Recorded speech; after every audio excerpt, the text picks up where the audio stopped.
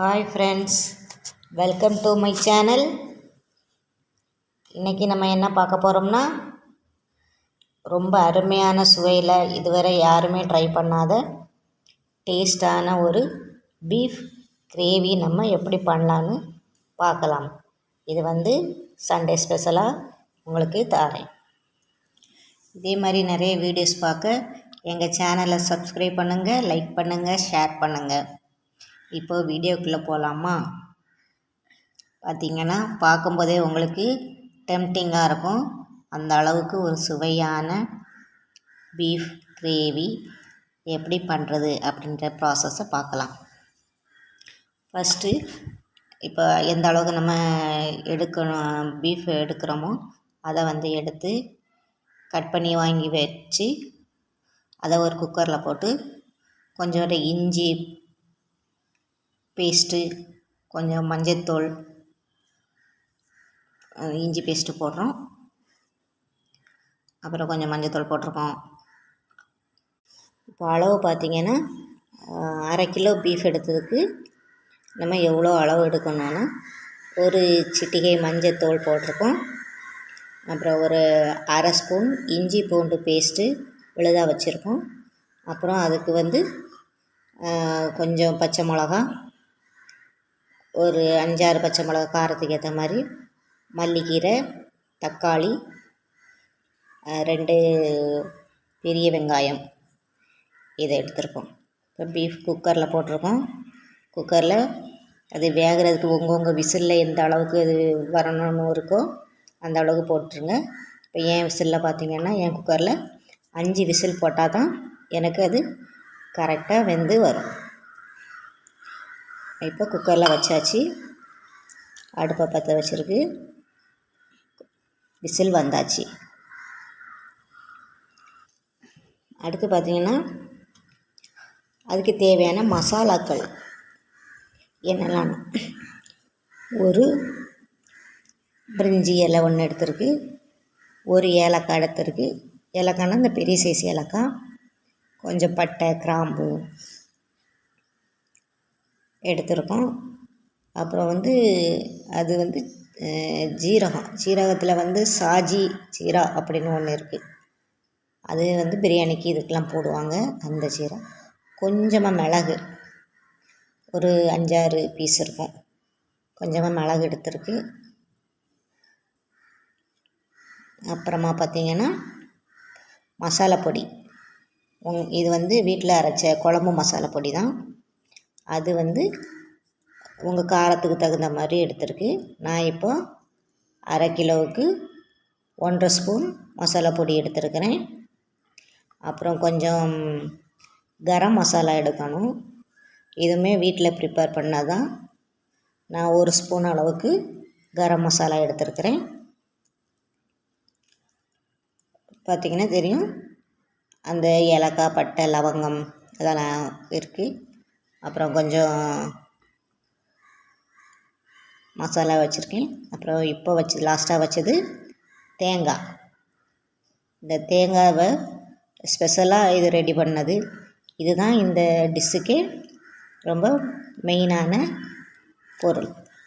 இந்த தேங்காவை எப்படி ப்ரிப்பேர் பண்ணுறதுன்னு நான் இன்னொரு வீடியோவில் உங்களுக்கு போடுறேன்.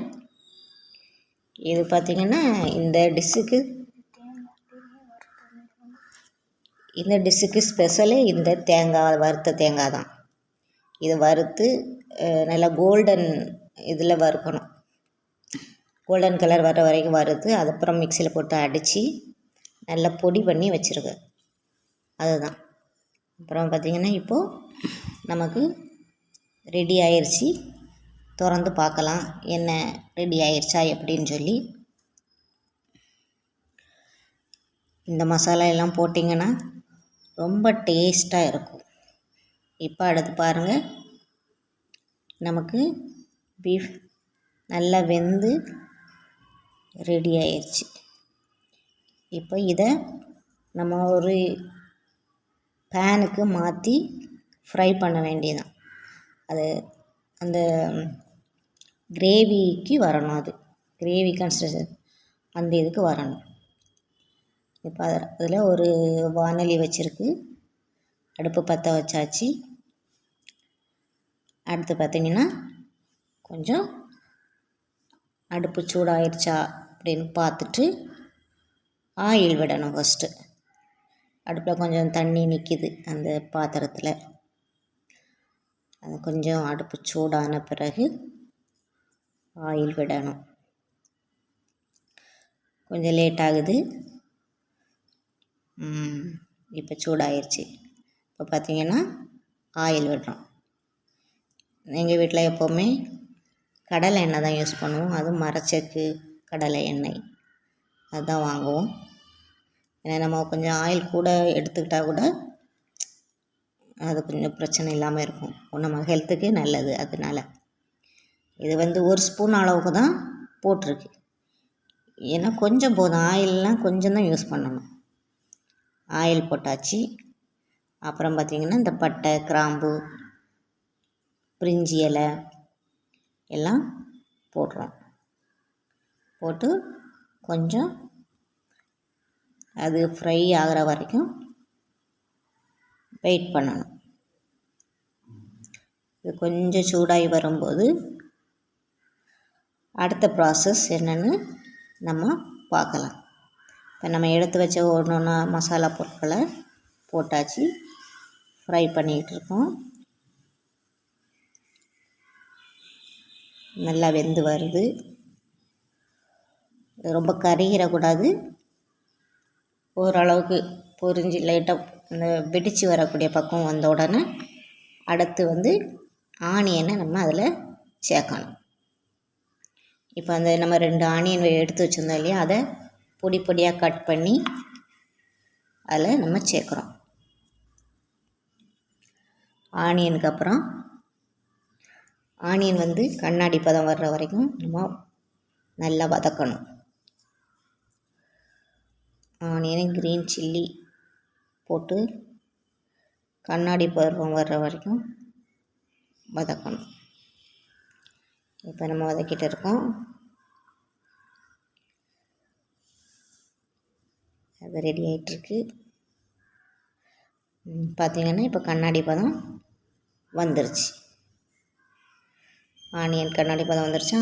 இப்போது இந்த ஸ்டேஜில் நம்ம அடுத்து தக்காளி போடணும். பச்சை மிளகா, தக்காளி எல்லாம் போட்டு இன்னும் கொஞ்சம் அது பச்சை வாசனை போகிற அளவுக்கு அதை வதக்கணும்.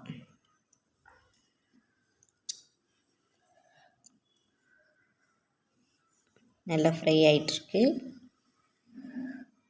பார்த்திங்கன்னா இப்போது அடுத்தது தக்காளி போட போகிறோம்.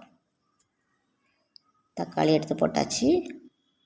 இனி இதுவும் கொஞ்சம் மசிஞ்சு வரணும் தக்காளி, அந்த அளவுக்கு தக்காளியை வதக்கணும். இப்போ இந்த ஸ்டேஜில் நீங்கள் கொஞ்சம் உப்பு வேணால் ஆட் பண்ணிக்கலாம், ஏன்னா அப்போ தான் கொஞ்சம் தக்காளி கொஞ்சம் மசிஞ்சு வரும். எல்லோரும் வெங்காயம் வதக்கும் போது உப்பு போடுவாங்க, நான் எப்போவுமே தக்காளி வதக்கும் போது தான் உப்பு போடுவேன். ஏன்னா தக்காளி அதுக்கு மேலே கொஞ்சம் ஈரப்பதமும் வருமா, அது கொஞ்சம் சால்ட்டோட இந்த இது வரும்போது அது சீக்கிரமாக தக்காளி மசிஞ்சு சாஃப்டாயிரும். இப்போ பார்த்திங்கன்னா நம்ம வதக்கிட்டுருக்கோம். கொஞ்சம் நல்லா வதங்கியாச்சு. இப்போ தக்காளி இருந்த மாதிரி தெரியல, அந்த அளவுக்கு தக்காளி வதங்கிச்சு. அடுத்து பார்த்திங்கன்னா நம்ம மசாலா போடுறோம். மசாலா பொடி எடுத்து வச்சோம் இல்லையா, குழம்பு மசாலா பொடி, அந்த குழம்பு மசாலாவை போடுறோம்.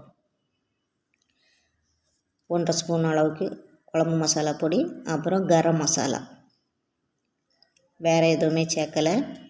இது 2 தான். உங்களுக்கு வேறு மாதிரி டேஸ்ட்டுக்கு கிடைக்கணுன்னா நீங்கள் இந்த மட்டன் மசாலா அல்லது கடையில் வாங்கி போடுற மசாலா அந்த மாதிரி நீங்கள் சேர்த்துக்கலாம். எப்போவுமே ஹோம் ரெமெடி தான் நமக்கு டேஸ்ட்டும் ஹெல்த்தியுமாக இருக்கும். இப்போ மசாலையை போட்டு நல்லா வதக்கிக்கிட்டு இருக்கோம். அதில் அந்த பச்சை வாசனை போகணும். அந்த இதில் எண்ணெயில் லைட்டாக அந்த பச்சை வாசனை போகிற அளவுக்கு நம்ம வதக்கி விடணும். அந்த வாசனை முடிஞ்ச பிறகு நம்ம வேக வச்சு எடுத்த பீஃப் அதை அந்த தண்ணியோடு சேர்த்து உள்ளே ஊற்றி நல்லா கிளறி எடுக்கணும். பார்த்திங்கன்னா கரண்டிக்கு பின்னாடி ஒட்டி இருந்த அந்த மசாலா எல்லாம் அதில் வர்ற அளவுக்கு நல்லா கிண்டணும். இந்த ஸ்டேஜில் நீங்கள் உப்பு லைட்டாக இருக்கான்னு பார்த்துக்கோங்க. ஏன்னா ஏற்கனவே தக்காளி வதக்கும் போது உப்பு போட்டிருக்குல்ல, அதனால் பார்த்துக்கோங்க. இல்லைன்னா இன்னொரு சமயம் கூட போடலாம். இப்போ எனக்கு கொஞ்சமாக குறைவாக இருந்தனால நான் உப்பு லைட்டாக போட்டுக்கேன். அடுத்து என்ன பண்ணணுன்னா நல்லா கிண்டி விட்டுட்டு ஒரு தட்டு போட்டு மூடி, அது நமக்கு கிரேவி இப்போ கொஞ்சம் தண்ணியாக இருக்குது, கிரேவி பதம் வர்ற அளவுக்கு நம்ம அதை கொஞ்சம் ஃப்ளேமை கூட்டி வச்சு நல்லா வேக விடணும். இப்போ பார்த்திங்கன்னா கொஞ்சம் நல்லா வற்றி தகதகன்னு வெந்து வருது. கிரேவி அளவுக்கு அது வந்தாச்சு. பார்த்திங்கன்னா தெரியும், அப்படியே ஸ்மெல்லு வீடு ஃபுல்லாக மணக்கும். நான் மூடி வச்சுட்டு அந்த ஸ்மெல் வெளியில் அந்த ஸ்மெல்லுனால தான் நான் இப்போ ரெண்டாவது திறந்து பார்க்க வந்தேன் கிச்சனுக்கு. அந்த அளவுக்கு அது ஸ்மெல் இருந்துச்சு. இப்போ லாஸ்ட்டாக ஒரு 5 மினிட்ஸுக்கு, அதாவது நம்ம இறக்குறதுக்கும் 5 மினிட்ஸுக்கு முன்னாடி நம்ம அந்த தேங்காய் அது ரெடி பண்ணி வச்சுருந்தோம் இல்லையா, அந்த தேங்காவை போட்டு கிண்டுறோம். ஏன்னா அந்த தேங்காய் ஏற்கனவே நல்லா கோல்டு ப்ரௌன் கலருக்கு நம்ம வறுத்து வச்சுருக்கனால அது ரொம்ப நேரம் வேகணும்னு அவசியம் இல்லை.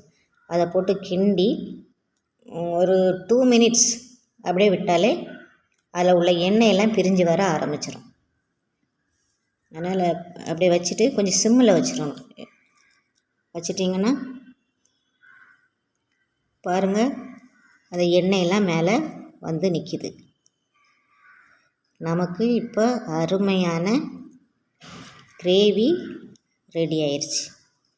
இந்த கிரேவி பார்த்திங்கன்னா அவ்வளோ ஒரு டேஸ்ட்டாக இருக்கும். பழைய சாதமாக இருந்தாலும் சரி, இட்லி, தோசை, இடியாப்பம், ஆப்பம், சப்பாத்தி, சூடான சோறு எது கூடனாலும் நம்ம வச்சு சாப்பிட்றதுக்கு அவ்வளோ அருமையாக இருக்கும். பார்க்கும்போதே நாக்கில் எச்சி ஊறுது. அந்த அளவுக்கு இதோடைய டேஸ்ட் இருக்கும். இப்போ லாஸ்ட்டாக மேலே நம்ம மல்லித்தழையை, மல்லி, புதினா லைட்டாக மேலே போட்டு கிண்டிட வேண்டியதுதான். இவ்வளோ தான் இதனுடைய ப்ராசஸ். அவ்வளோ அருமையான பீஃப் கிரேவி. பேச்சுலர்ஸ் கூட இதை ரொம்ப ஈஸியாக பண்ணிடலாம். இந்த தேங்காய் மட்டும்தான் நமக்கு ப்ரிப்பேர் பண்ணி வைக்கிறது வேண்டிய வேலை வரும். இந்த தேங்காய் எப்படி பண்ணணும்னு உங்களுக்கு யாருக்காவது தெரிஞ்சுக்கிறணுன்னா கமெண்ட் பண்ணுங்கள். அது ஒரு வீடியோவாக நான் போடுறேன், சரியா? ஏன்னா நம்ம சாப்பிடும்போது அந்த தேங்காய் டேஸ்ட்டு தான் நமக்கு ஸ்பெஷலாக தெரியும். அந்த ஸ்மெல்லும் அப்படி தான். நம்ம மற்றபடி எல்லாமே கிரேவி பண்ணி சாப்பிட்ருப்போம். ஆனால் இந்த மாதிரி ஒரு கிரேவி அந்த